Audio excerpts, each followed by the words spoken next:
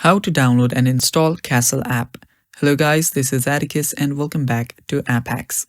In today's video, I'll teach you guys how you can download and install Castle app on your mobile phone. So without any further ado, let's dive right into it. So this works for both your iPhone and Android devices.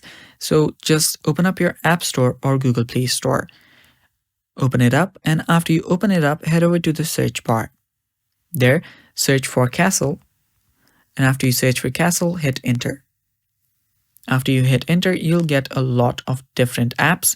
The one that you want is Castle Make and Play.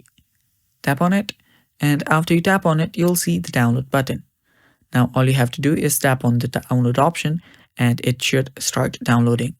Now while this downloads, you guys can go down below and hit the subscribe button so you do not miss out on our future videos. Also press the bell icon so you get notified when we release our new videos. So as you can see, the app has been downloaded and now you can open this up and start using it. And that's basically how you can download and install Castle app on your iPhone or Android. Thanks for watching guys, that's all for today's video. Stay tuned for more.